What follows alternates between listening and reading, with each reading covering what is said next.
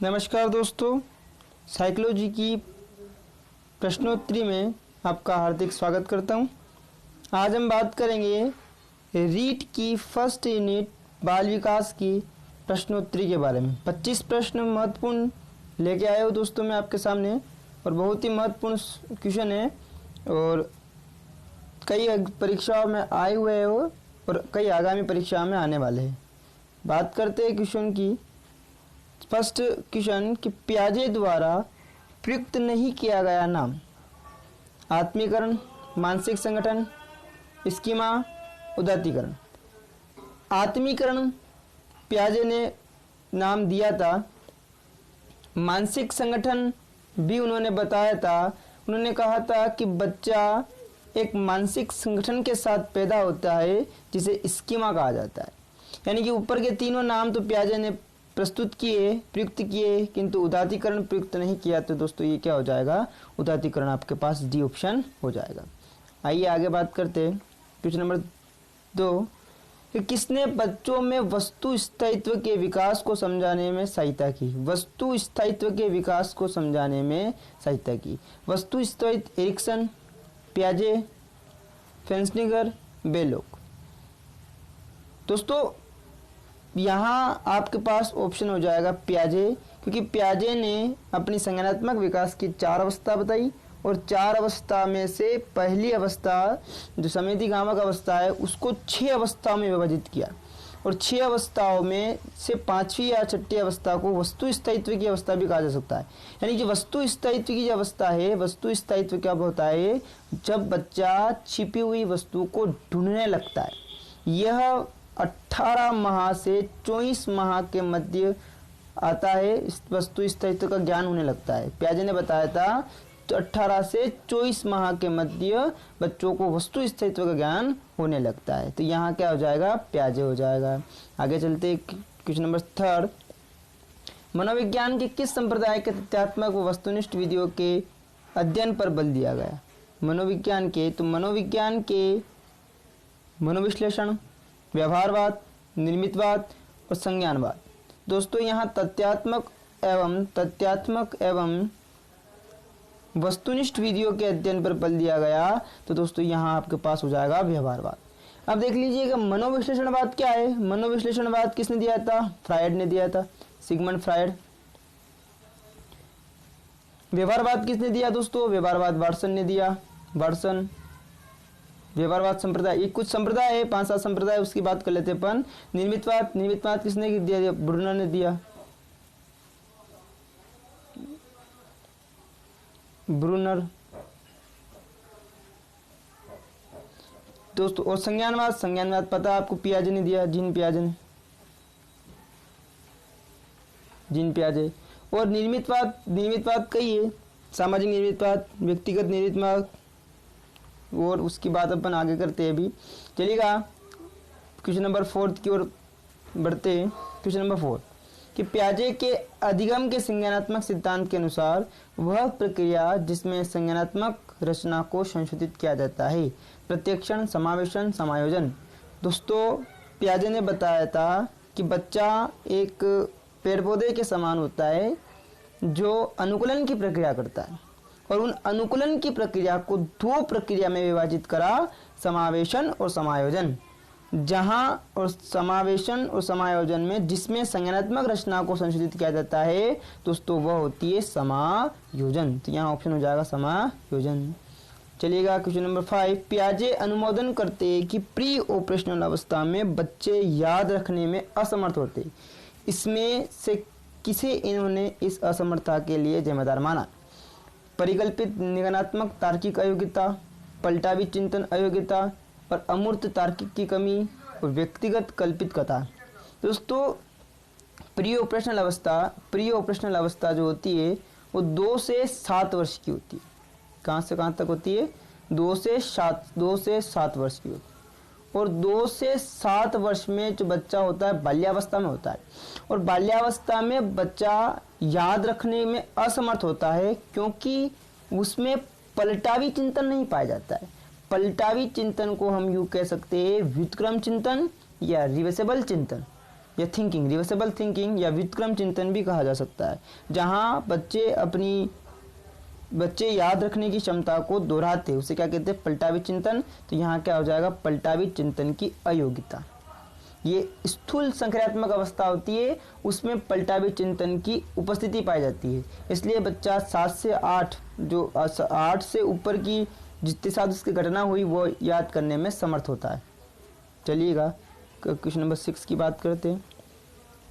प्याजे के अनुसार कौन सा व्यक्ति के संज्ञानात्मक विकास को प्रभावित नहीं करता है, कौन सा कारक व्यक्ति के विकास को प्रभावित नहीं करता है? तो दोस्तों भाषा, क्रियाकलाप, सामाजिक अनुभव या परिपक्वता। तो दोस्तों यहाँ क्या हो जाएगा, भाषा, क्योंकि उन्होंने बताया था कि भाषा जो है वो संज्ञानात्मक विकास को प्रभावित नहीं करता है।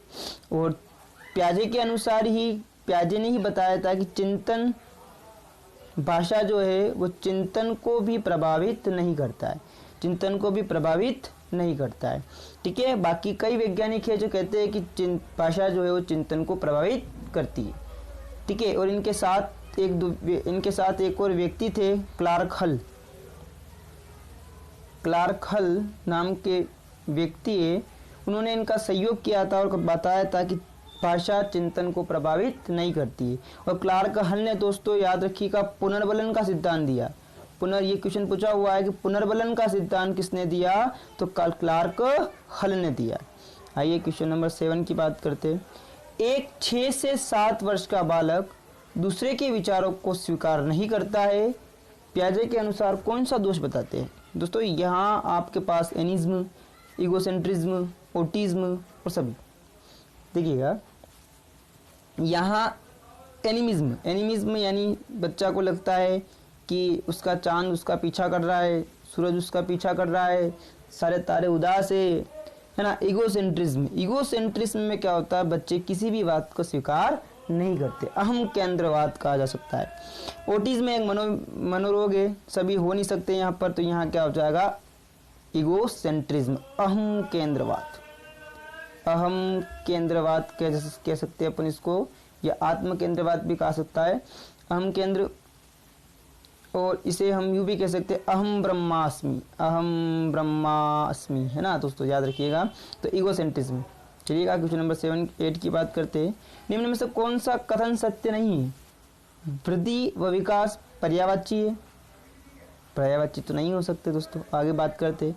वृद्धि में मात्रात्मकता परिवर्तन निहित है, मात्रात्मक परिवर्तन निहित होता है। वृद्धि जीवनप्रद नहीं होती है, बिल्कुल नहीं होती है। वृद्धि के साथ विकास भी होता है, वृद्धि के साथ विकास भी होता है, लेकिन वृद्धि एवं विकास पर्यायवाची नहीं है। कौन सा कथन सत्य नहीं है? नहीं है दोस्तों, यहाँ क्या हो जाएगा, question number option number first ए।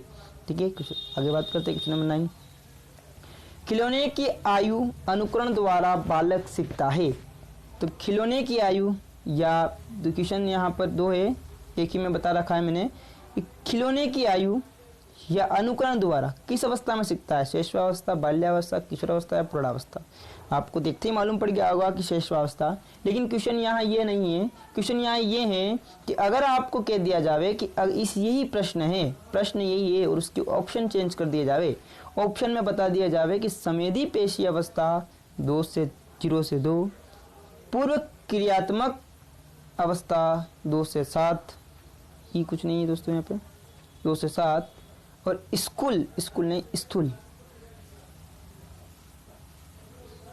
स्थूल संक्रियात्मक अवस्था 7 से 12, औपचारिक संक्रियात्मक अवस्था 12 से ऊपर। तो यहाँ क्या होगा, जो खिलौने की आयु अवस्था है वो कौन सी कहलाएगी?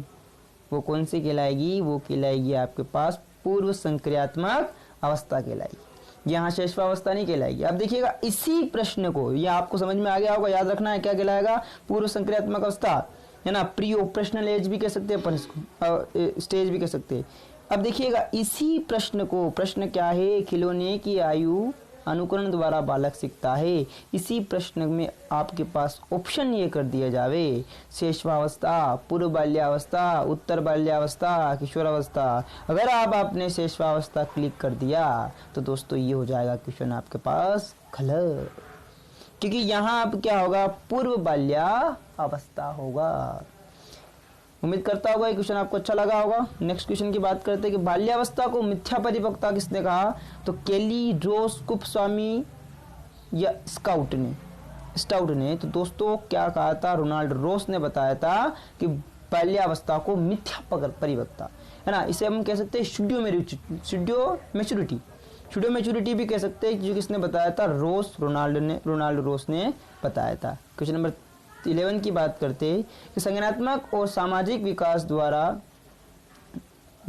साथ साथ चलते हैं, ये कथन किसका है। तो दोस्तों देखिएगा, कथन तो महत्वपूर्ण है, करीबन 50-60 कथन है, उसमें से एक कथन तो आने वाला है। हम कोशिश करेंगे कि सारे कथनों को एक साथ लेके आऊँ मैं, तो एक कथन तो रीट में आएगा, कहीं से भी उठा के देख लो कि जो बात करेंगे संज्ञानात्मक और सामाजिक विकास साथ साथ चलते हैं, यह कथन किसका है, तो यह कथन crow and crow, Skinner, hall और स्ट्रेंगर। तो दोस्तों ये क्या है, क्रो एंड क्रो का है, याद रखिएगा।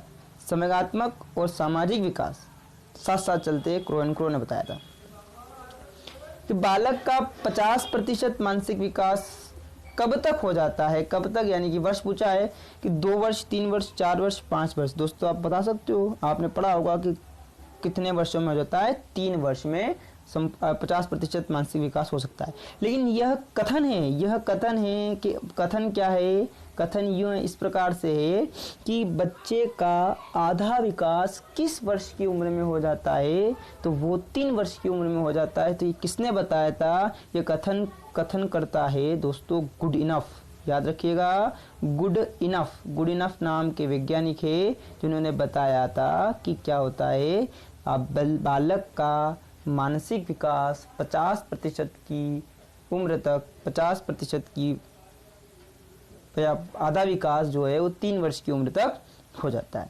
चलिएगा बात करते हैं, अच्छा लड़का अच्छी लड़की अवस्था का संबंध किस स्तर से। देखिएगा, पहले हम बात कर लेते हैं कि क्या है आखिर में, एक्चुअल में है क्या अच्छा लड़का अच्छी लड़की अवस्था, क्या चीज़ है, बात करते हैं। देखिएगा, ये है नैतिक विकास। यहाँ ये किससे संबंधित है, सबसे पहले बात करें कि नैतिक विकास से संबंधित है। नैतिक विकास से संबंधित है।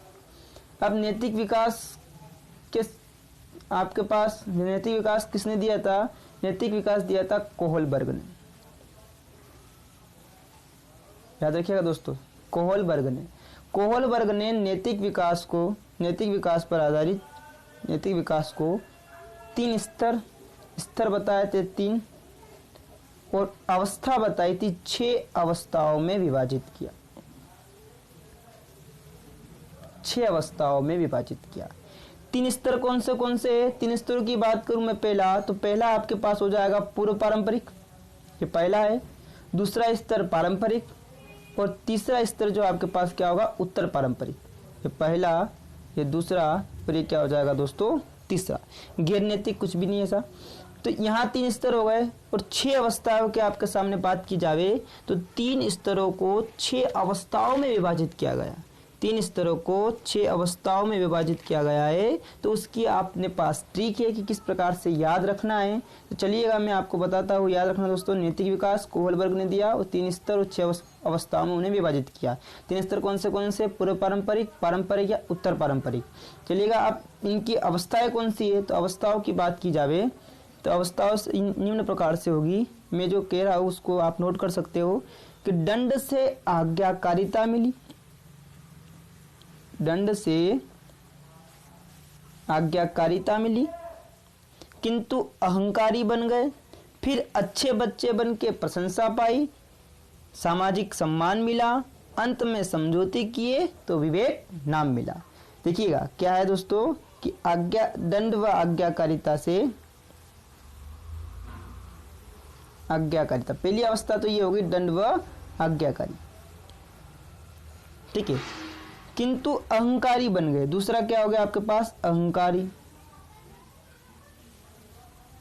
ये दूसरी अवस्था हो गई अहंकारी। फिर तीसरी अवस्था हो गई आपके पास अच्छे बच्चे बनके, अच्छा लड़का अच्छी लड़की, यही है दोस्तों, अच्छे बच्चे बनके प्रशंसा पाई, सामाजिक सम्मान मिला, सामाजिक सम्मान मिला, अंत में समझौते किए, समझौते की अवस्था कह सकते हैं हमको, समझौते किए जब विवेक नाम मिला, तो दोस्तों विवेक की अवस्था भी कह सकते हैं। तो 6 अवस्था आपके पास हो गई। दंड व आज्ञाकारिता की अवस्था, अहंकारी की अवस्था, अच्छा लड़का अच्छी लड़की की अवस्था या प्रशंसा की अवस्था भी कह सकते हैं इसको, सामाजिक सम्मान की अवस्था, सामाजिक सम्मान की अवस्था, सम्मान भी लिख लो यहाँ पे, सामाजिक सम्मान की अवस्था, समझौते की अवस्था और विवेक की अवस्था। तो पहला स्तर ये था, ऊपर की 2 पूर्व पारंपरिक की,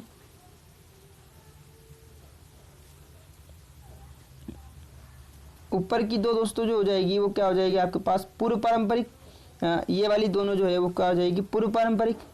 फिर आपके पास नीचे 2 वाली जो हो जाएगी वो क्या हो जाएगी पारंपरिक, ये क्या हो जाएगी पारंपरिक। और नीचे ये वाली नीचे की 2 जो हो जाएगी ये क्या हो जाएगी उत्तर पारंपरिक हो जाएगी। ठीक है, तो यहाँ आपके पास अभी को हटा देता हूँ मैं दोस्तों, नोट कर लेना आप वापस कि यहाँ जो अच्छा लड़का अच्छी लड़की अवस्था का संबंध किससे है, तो अच्छा लड़का अच्छी लड़की का संबंध किससे हो जाएगा आपके पास पारंपरिक से हो जाएगा। किससे हो जाएगा दोस्तों पारंपरिक से हो जाएगा। आइए बात करते हैं नेक्स्ट क्वेश्चन की। नेक्स्ट क्वेश्चन क्या है कि फ्रायड के अनुसार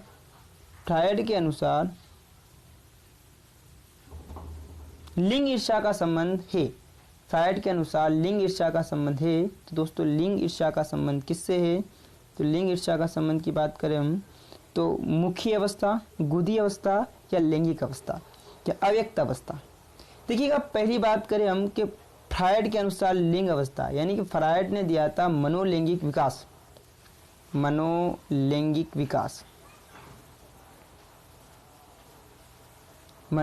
विकास प्रस्तुत किया था। और मनोलैंगिक विकास में उन्होंने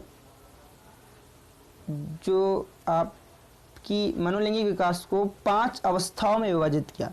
मनोलैंगिक विकास को 5 अवस्थाओं में विभाजित किया और 5 अवस्था आपके सामने निम्न प्रकार है। एक पहली मुखी अवस्था, दूसरी गुदी अवस्था, तीसरी लैंगिक अवस्था और चौथी अव्यक्त अवस्था।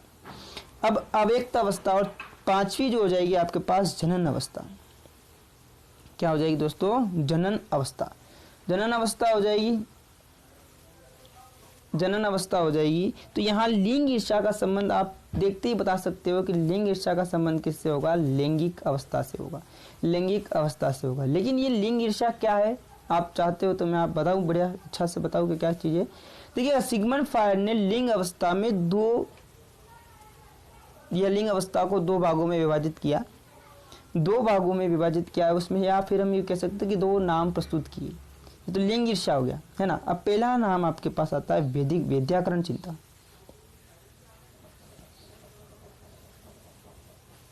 वैद्याकरण चिंता।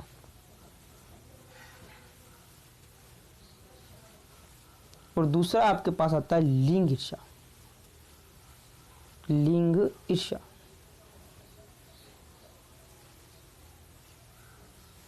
देखिए दोस्तों ये क्वेश्चन इजी था क्योंकि लिंग ईर्ष्या का लिंग से संबंधित कर दिया। लेकिन आपसे यूं कह दिया जावे कि फ्रायड के अनुसार वैद्याकरण चिंता का संबंध किस अवस्था से है, तो भी वैद्याकरण चिंता का संबंध किस अवस्था से होगा, लैंगिक अवस्था से होगा। अब फ्रायड के अनुसार वैद्याकरण चिंता किसमें पाई जाती है, तो वैद्याकरण चिंता जो पाई जाती है दोस्तों वह पाई जाती है बॉयज में। किसमें पाई जाती है दोस्तों, बॉयज में या लड़कों में पाई जाती है। और लिंग ईर्ष्या किसमें पाई जाती है, तो वो पाई जाती है गर्ल्स में या लड़कियों में पाई जाती है, गर्ल्स में पाई जाती है, याद रखिएगा दोस्तों। अब वैद्याकरण चिंता क्या है, एक मिनट सुनिएगा। देखो ये यहाँ लिंग अवस्था जो है वो होती है 4 से 6 वर्ष की उम्र में होती है।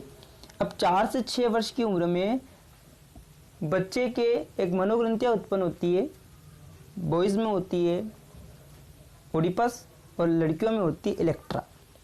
ओडिपस इलेक्ट्रा की वजह से बच्चे ओडिपस में बच्चे जो होता है या लड़का जो होता है वो अपनी माँ से प्रेम करता है, और इलेक्ट्रा में जो लड़की होती है वो अपने पिता से प्रेम करने लग जाती है।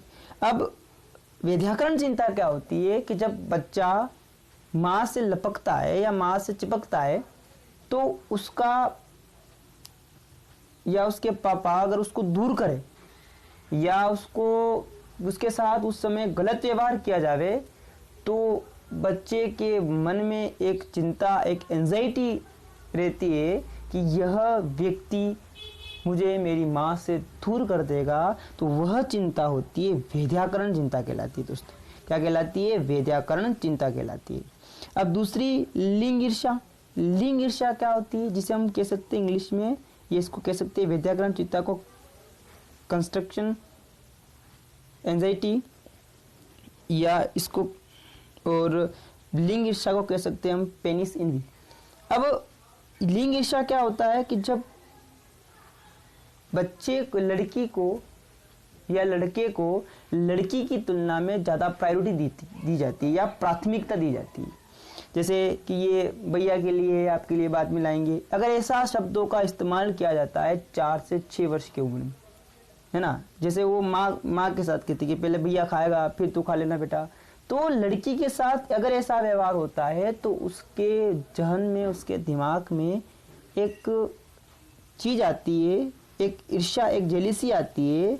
उस जेलिसी में उसे ये लगता है कि मेरे भी लड़कों की तरह लिंग था लेकिन मेरी माँ ने उसे काट दिया। तो ये ईर्ष्या उस समय उत्पन्न होती है 4 से 6 वर्ष की बच्चों के बालकों में, तब इसे क्या कहा जाता है? लिंग ईर्ष्या कहा जाता है। और जब ऐसा बच्चों के साथ बुरा व्यवहार किया जाता है तो ये लड़कियां या फिर इस प्रकार की लड़कियां जिसके साथ बुरा व्यवहार हुआ वो इशकबाज या सम्मोहक का गुण रखती है। और अगर इस वक्त में बच्चों के साथ, लड़कों के साथ बुरा व्यवहार होता है तो वो शेखीबाज, लंबी लंबी हाँ करने वाले, उतावलेपन के होते। तो आशा करता हूँ कि आप अपने बच्चे की परवरिश अच्छे से करेंगे। चलिएगा क्वेश्चन 15 की बात करते हैं कि एक छात्र कॉलेज में रैंकिंग के खिलाफ पोस्टर लगाता है। कोलबर्ग के अनुसार वह किस स्तर पर है? मैंने बताया था नैतिक विकास को कोलबर्ग ने 3 स्तरों में विभाजित किया और 3 स्तरों में विभाजित किया। और ये आपके पास एक कॉलेज में रैंकिंग के खिलाफ पोस्टर लगाता है।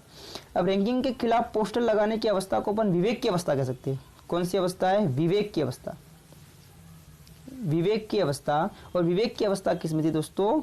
या यूं कह सकते हैं पूर्व पारंपरिक, पूर्व पारंपरिक ये हो गया, पारंपरिक ये हो गया, और उत्तर पारंपरिक, पोस्ट कन्वेंशनल। तो यहाँ आपके पास ऑप्शन क्या हो जाएगा? Post conventional. ऑप्शन नंबर 3 यश्री सी। चलिएगा आगे बात करते हैं। क्वेश्चन नंबर 16 कि निम्न में से कौन सा कथन सही नहीं है?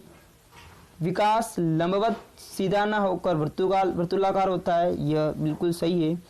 विकास की गति की दर सभी में एक सी होती है, यह सही नहीं है। आगे देखते हैं कि विकास मस्तों का 2 मुखी होता है, सिफेलोकोडल और प्रोक्सिमोडिस्टल।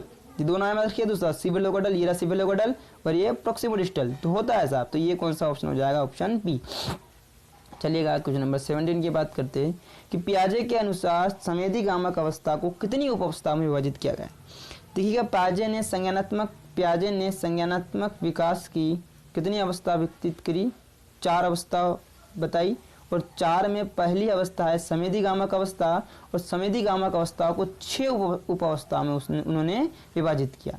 तो कितनी? 6 उपावस्थाओं में विभाजित किया। आइए क्वेश्चन नंबर 18 की बात करते दोस्तों कि व्यक्ति का विकास परिणाम है, किसका परिणाम है?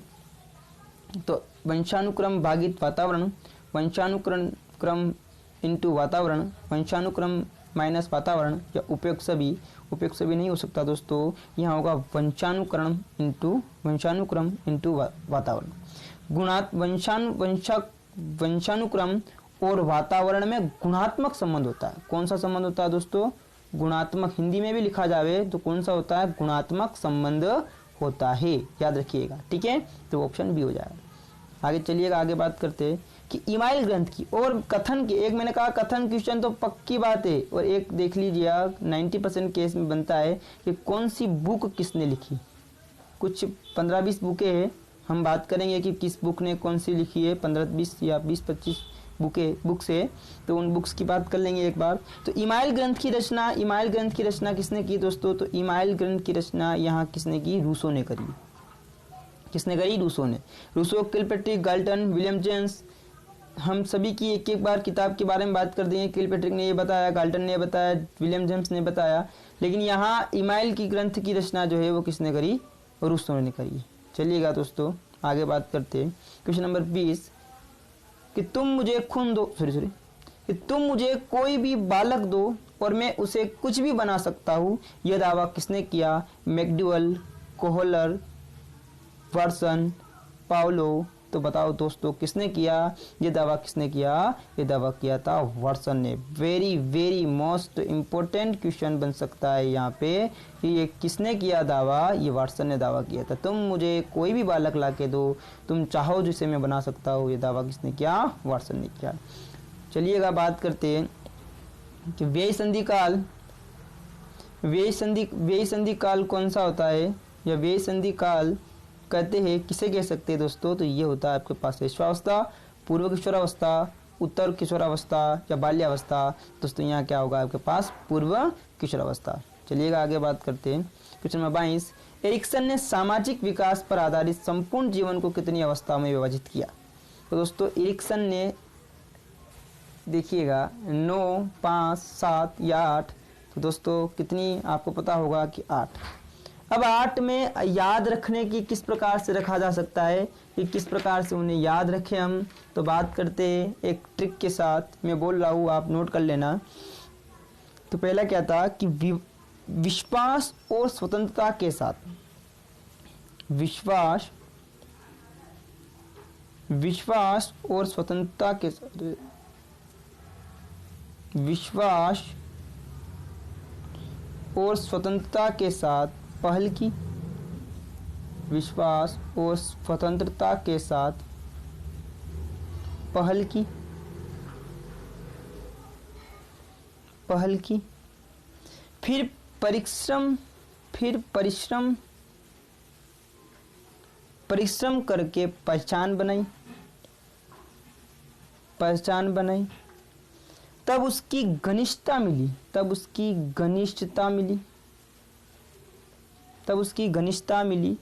और जनन संपूर्ण हुआ। क्या हुआ दोस्तों? और जनन संपूर्ण हुआ। वापस बोलता हूं मैं कि विश्वास और स्वतंत्रता के